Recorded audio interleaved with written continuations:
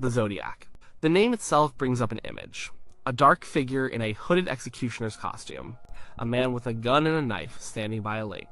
A mysterious author penning cryptic letters to the press, filled with ciphers. The image is of one man, a lone, brilliant, and terrifying killer who haunted Northern California and then vanished. This is the story we all know. It's the story that has been told in books and movies for decades. But what if that story is wrong? What if the image of a single killer is a carefully constructed illusion? The evidence in the Zodiac case is a mess of contradictions. Eyewitness descriptions don't line up. The methods of attack change dramatically. The geography of the crimes is spread out.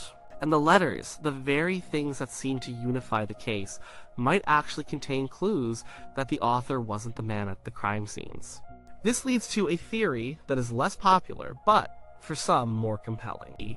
The theory that the Zodiac was not one person but a team.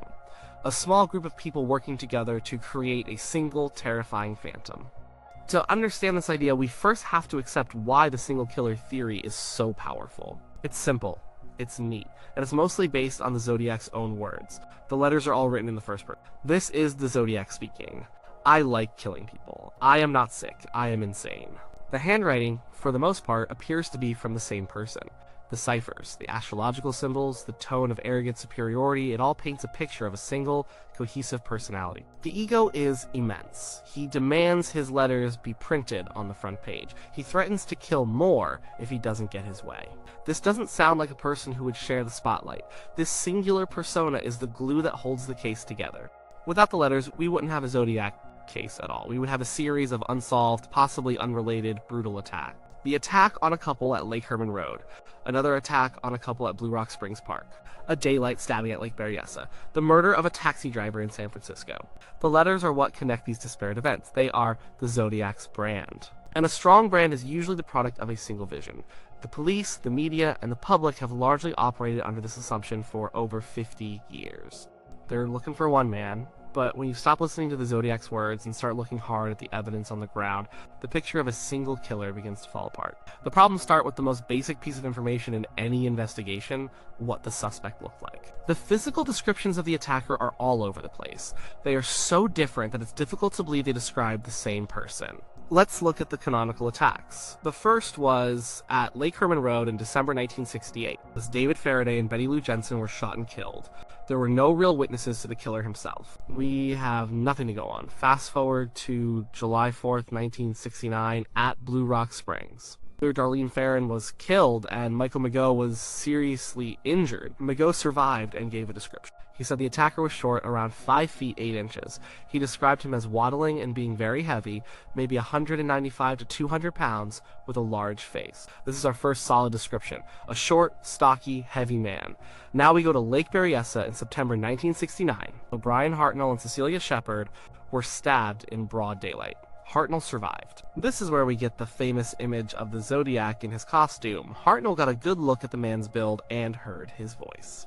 He described a man who was bigger, at least 6 feet tall, maybe taller. He was solid but not fat. Hartnell estimated his weight at over 200 pounds, maybe 225. He saw the man's tracks afterward and noted they were from military-style boots, suggesting a large foot. So, now we have a suspect who is at least 4 inches taller than the man from the previous attack. His voice was also described as a slow, deliberate monotone with no discernible accent. Just a few weeks later, in October 1969, taxi driver Paul Stein was shot and killed in Presidio Heights, San Francisco. This attack was seen by several teenagers from a window across the street. They called the police. Officers Donald Fouquet and Eric Zelms were responding when they saw a white man walking away from the scene. They stopped him briefly, asked if he'd seen anything, and let him go, because the dispatcher had mistakenly described the suspect as a black man. Officer Fouque later gave a description of the man he saw. He said the man was around 5 feet 10 inches. He had a medium build, maybe 180 pounds. He described his walk as a lumbering gait. The teenagers who saw the killer from the window gave a similar description: a white male, 35 to 45 years old, stocky, with glasses. So let's recap. We have a 5 feet 8 inches heavy man who waddles at Blue Rock Springs. We have a 6 feet 0 inches or taller heavy set man at Lake Berryessa, and we have a 5 feet 10 inches stocky man in Presidio Heights. Can one person fit all of these descriptions? It's a stretch. People can wear lifts in their shoes. They can wear bulky clothing. Witness estimates of height and weight are notoriously unreliable, especially under stress. But the discrepancies here are significant. A 4-inch difference in height is not a small detail. The difference between a waddle and a lumbering gait is also notable. It's possible that one man is responsible, and the witnesses were all just wrong in different ways. But it's also possible they were describing different men. Then there's the modus operandi, or the MO, the way the killer operates. The Zodiac's MO is not consistent. In fact, it changes with almost every crime. The first 2 attacks, Lake Herman Road and Blue Rock Springs, were similar. They both happened at night, in remote Lover's Lane type areas. The victims were young couples in their cars. The weapon was a gun. These crimes feel like the work of the same person. They are quick, brutal, and efficient. But the Lake Berryessa attack is completely different. It was in the middle of the day. The killer wore an elaborate theatrical costume. He used a knife, not a gun. He took his time. He tied up the victims. He spoke to them at length before attacking. He wasn't just there to kill, he was there to perform. This attack is a piece of theater. It's methodical and sadistic in a way the first 2 attacks were not. The goal seems to be terror as much as murder. And then the murder of Paul Stine in San Francisco is another radical departure. The victim wasn't a couple, it wasn't a remote area, it was in the middle of a wealthy residential neighborhood. The victim was a taxi driver, a crime of opportunity that required a completely different skill set. The killer had to get into a cab, direct the driver to a specific location, kill him, and then escape on foot in a populated area. This is a high-risk urban crime. It feels different from the attacks on isolated couples. The only thing tying it to the Zodiac for sure is the piece of Stine's bloody shirt mailed with the next letter. Without that, no one would have connected this crime to the others, so we have 3 distinct styles of killing. The blitz attacks on couples, the theatrical, ritualistic stabbing, and the urban murder of a cab driver. Could one killer evolve this much in less than a year? Yes, it's possible. Serial killers do sometimes change their methods. But the changes here are fundamental. It's like watching 3 different predators hunt. One is a quick ambusher, one is a slow, methodical trapper, and one is an opportunistic street killer. This inconsistency in method is another major point in favor of the multiple perpetrator theory. It suggests that different people with different skills and psychological profiles were carrying out the attacks. This brings us to the core of the theory. What if there was a group? Perhaps a small one, just 2 or 3 people. One person could be the mastermind, the writer. This person created the Zodiac persona. They wrote the letters, designed the ciphers, and taunted the police. This person may have never even been at a single crime scene. They were the director. The other members of the group were the actors, the muscle. They were the ones who went out and did the killing. This structure would solve many of the case's biggest problems. It would explain the consistent handwriting and personality in the letters. That's because one person wrote them all. It would also explain the wildly different physical descriptions and methods of attack. That's because different people were committing the crimes. The 5 feet 8 inches attacker at Blue Rock Springs and the 6+ attacker at Lake Berryessa were not the same man. The person who shot Paul Stine in a cab was not the same person who wore a costume and used a knife. This theory also sheds a new light on the letters themselves. The Zodiac letters are famous for their inside knowledge of the crimes. The writer knew details that only the killer could have known. This is what convinced police they were authentic. But if you look closer, the writer also gets details wrong. He makes mistakes. These aren't just typos, they are factual errors about his own supposed crimes. For example, in a letter after the Blue Rock Springs attack, the writer tries to prove he was the killer. He mentions that the girl, Darlene Farron, was wearing patterned slacks. This was true. But he also wrote, the boy was also shot in the knee. Michael Mageau was not shot in the knee. He was shot in the leg, jaw, and shoulder. This is a strange mistake for the shooter to make, but it's exactly the kind of mistake someone might make if they were told about the crime secondhand. There are other examples. After the Lake Berryessa stabbing, the killer wrote on the door of the victim's car. He listed the dates of his previous murders, but he got the date of the first attack at Lake Herman Road wrong. He wrote Dec 20, 1968, when it was actually a different date on some early police reports. A small detail, but odd for the killer himself to misremember the anniversary of his first murder. In his letters about the Paul Stine murder, he claimed he wiped the cab clean of fingerprints, but the police found several bloody fingerprints, including on the outside of the cab. These mistakes could be deliberate disinformation designed to confuse the police. Or they could be the result of a faulty memory under stress. But in the context of a multiple killer theory, they make perfect sense. They suggest a separation between the writer of the letters and the person who was actually at the scene. The mastermind, the letter writer, is getting his information from his accomplices. And like in a game of telephone, some details get mixed up, the core facts are right, but the smaller details are fuzzy. The writer is trying to prove he's the killer by recounting events he didn't personally witness. This idea of a detached Zodiac mastermind also fits with the psychological profile that emerges from the letters. The writer is a narcissist. He's arrogant, controlling, and desperate for attention. He seems to enjoy the game more than the killing itself. The killing is just a means to an end. The end is fame, terror, and the feeling of outsmarting everyone. This kind of personality might be more than happy to let others do the dirty work while he takes the credit and orchestrates the media frenzy.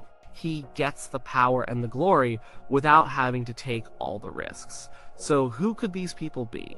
The theories range from a small group of friends to a more organized cult-like structure. The late 1960s in California was a time of social upheaval. It was the era of the Manson family. The idea of a small group of outcasts forming a secret society to commit murder was not far-fetched. It was in the air. A group would also make certain logistical aspects of the crimes easier. The attacks were spread across different counties: Solano, Napa, and San Francisco. Having members who lived or worked in these different areas would provide local knowledge and make it easier to operate and escape without being noticed. And one popular version of the theory suggests a duo, a classic mastermind and muscle combination. One person, the intelligent but perhaps physically unassuming one, writes the letters. The other, the more physically imposing one, carries out the attacks. Or perhaps there were two attackers who took turns, which would account for the different descriptions and MOs. Another possibility is the copycat theory. Maybe the first one or two attacks were committed by the real Zodiac. Then another person or people saw the media attention and decided to commit a murder and claim it as their own. The Paul Stine murder in San Francisco feels the most out of place. It's possible that Stine's killer was a completely different criminal who saw an opportunity. He killed Stine for his wallet, then decided to link it to the Zodiac to create confusion and send the police on a wild goose chase. He could have read about the Zodiac in the papers and simply copied the style. The main evidence against this is the piece of Stine's shirt that was sent with the next letter. That seems to prove a direct link. But even that isn't airtight. The original Zodiac could have been angered by a copycat, and his subsequent letters might have been an attempt to reclaim his brand and prove he was still in control. Of course, the multiple perpetrator theory has its own major problems, and they are significant. The biggest one is secrecy. It is incredibly difficult for one person to keep a secret like this for over 50 years. It is exponentially harder for a group of 2, 3, or more people. Relationships break down.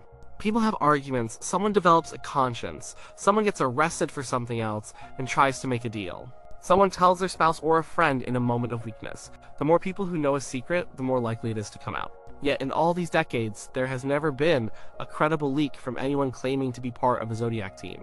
No deathbed confessions, no letters from a jilted accomplice, nothing. The silence is deafening, and it's a powerful argument for a lone killer. Then there is the ego, which we've already discussed. The Zodiac's I is so strong, so central to his entire project. I will not give you my name.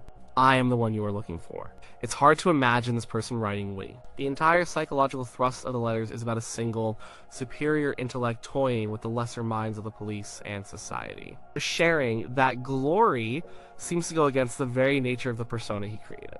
He doesn't just want credit for the crimes, he wants to be seen as a singular, godlike figure. There is also the question of the ciphers. The creation of complex ciphers seems to point to a single, patient mind with a specific interest in cryptography. It feels like a solitary hobby, not a group activity.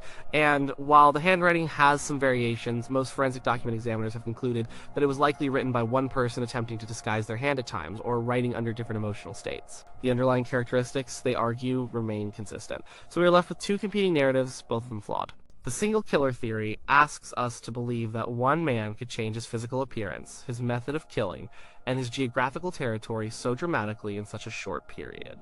It asks us to ignore the stark contradictions in the eyewitness testimony. It requires us to believe that a 5 feet 8 inches man and a 6 feet 2 inches man are the same person, and that a killer who uses a gun in a quick ambush is the same man who stages a theatrical knife attack in broad daylight. The story just doesn't fit the facts on the ground. The multiple killer theory, on the other hand, solves these problems neatly. Different attackers explain the different descriptions and MOs. A detached writer explains the factual errors in the letters. It makes the evidence from the crime scenes make sense. But it asks us to believe in something that is, in its own way, even harder to accept. A conspiracy of killers who have maintained perfect silence for more than half a century. A group of people bound by a secret so dark it has never seen the light of day. It requires us to believe in a level of discipline and loyalty that is almost superhuman. Ultimately, the Zodiac case remains a mystery because neither theory is a perfect fit. The evidence pulls in two different directions at once. The letters and the persona point to one man. The crimes themselves point to many. It's a paradox. Perhaps that's exactly what the creator or creators intended. They built a puzzle with no solution. A story with missing pieces that can be arranged in different ways, each one telling a different tale, none of them provably true. The image of the lone, hooded figure is powerful. It's the stuff of nightmares. But maybe the real horror is something more complex. Maybe it's the idea of a small group of ordinary-looking people, neighbors, co-workers, people you'd pass on the street, who came together to create a monster. A monster that was more of an idea than a person. A shared fiction that they brought to life with real blood. We may never know the truth. The trail is cold. Most of the people involved are likely dead. But the question remains, and it forces us to look beyond the easy answer. Was the Zodiac one man? Or was he a name, a symbol, a franchise of terror used by a hidden team? The hooded man at Lake Berryessa might have been the mastermind. Or he might have just been following orders. The man who wrote the letters might have been the one who pulled the triggers. Or he might have just been the publicist for a murder club, sitting in a room somewhere, laughing at the chaos he was creating from a safe distance. The Zodiac was a phantom, and the unsettling truth is, we still don't know if he was one ghost or many.